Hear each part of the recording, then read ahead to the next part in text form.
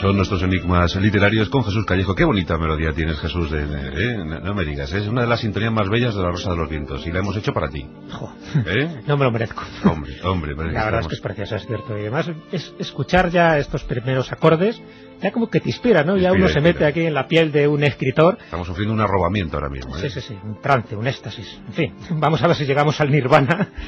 Aunque no lo sé, pero bueno, algo tiene que ver el nirvana con el personaje que vamos a tratar esta noche. Bueno, traemos a Pascal. A Pascal, a Blas. A Blas. A don Blas. Sí, la verdad es que tiene su enigma, ¿eh? Tiene su enigma. Estamos hablando, fíjate, de una de las personas pues más inteligentes de su época, ¿no? Del siglo XVII, sin ninguna duda. Estamos hablando de una persona que había inventado la máquina aritmética, que hizo logros en geometría, en cálculo, en álgebra, en hidrodinámica, descubrió la ley de presión de Pascal. Sí. En fin, tantas cosas. Era un genio, un absoluto genio. Sí. Un homus universalis. Sí. Y de buenas a primeras, en una noche de noviembre, es como si se le hubieran apagado un poco las luces, como si se le fundieran los plomos.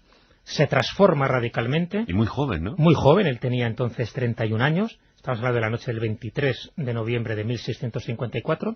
No sabemos lo que ocurre, pero sí lo deja escrito. Son 2 horas y media.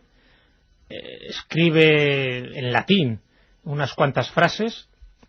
Hace algo curioso también, porque no se lo cuenta a nadie, pero ese memorial de Pascal, como así se llama desde entonces, lo cose a su, como a su levita, ¿no? Al abrigo, al forro del abrigo que él llevaba. Y solo se descubre cuando él muere. Cuando lo van a enterrar, pues ven que su abrigo tiene algo ahí cosido. Lo descosen, ven que es un papel, y ahí es donde empezamos a suponer algo que fue el cambio radical de sus últimos 8 años de vida. A partir de ese momento, no se sabe qué le ocurrió. Parece que fue una noche luminosa, tuvo una aparición, una revelación, un arrebato, algo le ocurrió, algo que podemos deducir por el escrito, por este memorial de Pascal. Él escribe frases o palabras como fuego, el Dios de Abraham, el Dios de Isaac, el Dios de Jacob, no el Dios de los sabios y los filósofos. Escribe palabras como seguridad plena, alegría, olvido del mundo y de todas las cosas excepto de Dios. Entresaco solo algunas líneas. ¿Qué vio? ¿Qué sintió? ¿Qué padeció Blas Pascal durante esta noche para que a partir de ese momento él se niega a aprender, se niega a tener más conocimientos, se niega a inventar, se niega a todo, prácticamente se niega a vivir? Y exactamente, según algunos dijeron, se dejó morir, ¿no? Se deja morir. Sí. Solo podemos suponer, ¿no? Porque una de las mentes más prodigiosas del siglo XVII. Es una mente que se apaga en esa noche. Ya digo, son 2 horas y media, todo empieza una especie de crisis religiosa, una crisis religiosa profunda. Empieza a las 10:30 de la noche, termina a la 1, algo le ocurre, pero algo tan importante como que a partir de ese momento él busca la soledad, se busca la religión, se va a Port Royal con los jansenistas y a partir de ahí empieza a meditar. Solo lee las obras de San Agustín, ayuna, se mortifica, lleva un cinturón de púas, reza, se va dejando consumir. ¿No llegó a cumplir los 40? No. Muere un 19 de agosto de 1662 en París. Él tenía 39 años.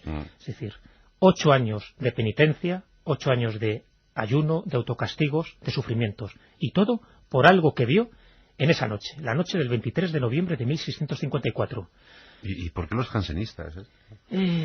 Eran los más ascetas, los más duros, por decirlo así, de disciplina más dura del momento, de la época.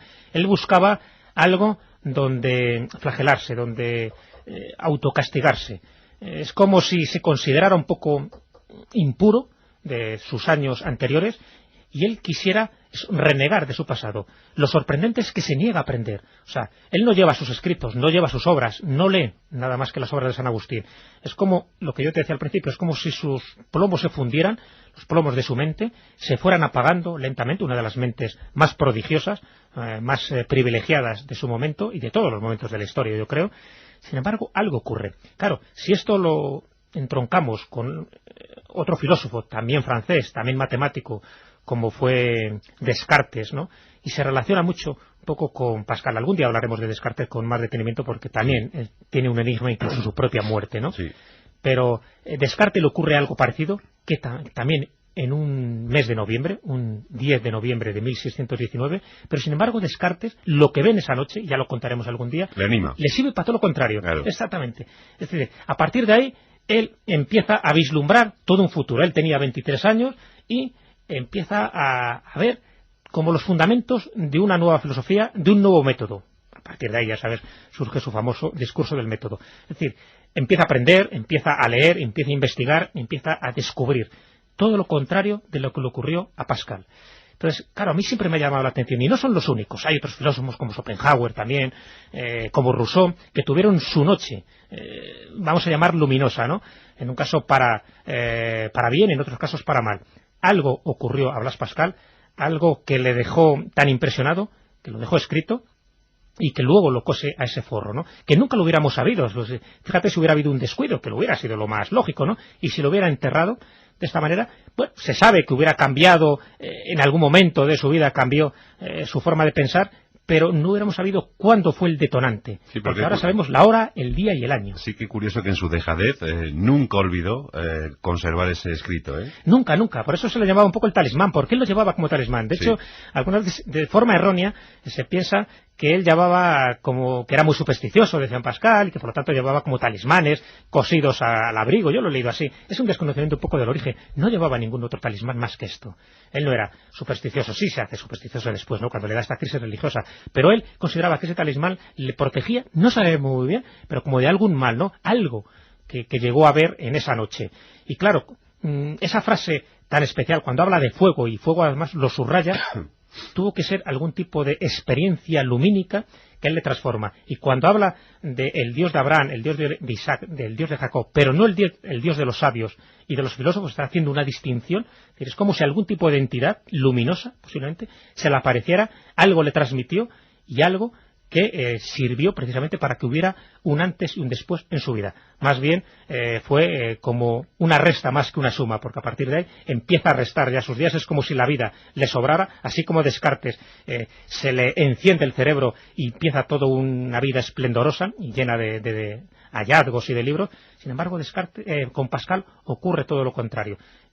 Vive 8 años, pero yo creo que vive 8 años por la propia energía. Estamos hablando de un hombre joven, un hombre vitalista, un hombre que además, antes de que le ocurra esto, quería casarse, era un mujeriego, o sea, era una persona que hizo proposiciones de matrimonio a alguna mujer. Rompe con todo, rompe con sus amigos, rompe con su familia. Y lo único que se le ocurre es refugiarse en una celda húmeda, solitaria, de Port Royal con los jansenistas. Bueno, si su nariz hubiese sido un poquito más corta y respingona. Bueno, hubiera tenido más éxito, ¿no?, con las mujeres, pero bueno, era alguien muy locuaz, se sabe que era un buen tertuliano, estaba en los salones, ¿no?, del París de aquella época, pues con sus comentarios.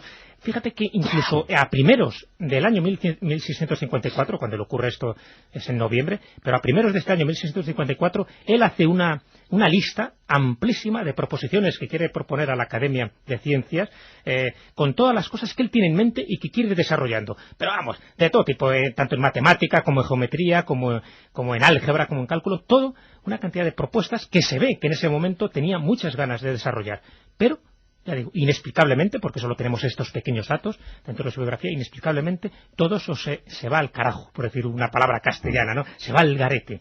Es decir, algo le ocurre. Sin embargo, solos en una noche, porque todos los proyectos que tenía 5 meses antes, ahí quedan registrados, ¿no? Ya te digo que era una lista tremenda de cosas que incluso ni en una sola vida tendría que casi vivir 2 para poder abarcar todo tipo de proyectos científicos y algunos también filosóficos. Y ocurrió una noche de noviembre, ¿verdad? Una noche de noviembre, qué curioso, ¿no? Las noches de noviembre parece que son el detonante, porque a Descartes le ocurrió años antes, ya digo, en 1619, pero también fue una noche de noviembre. El caso de Descartes fue unos sueños, 3 sueños. En el caso de Pascal, él estaba consciente, pero en su habitación algo se aparece, algo. Entre las 10:30 de la noche y la 1 de la madrugada, ahí cambió la vida de una de las mentes más lúcidas de toda la historia. Más preclaras, exactamente. Por eso digo, una mente que se apaga súbitamente, una mente que al final renuncia a leer, renuncia a aprender. Fíjate, que alguien de esa capacidad renuncie a aprender.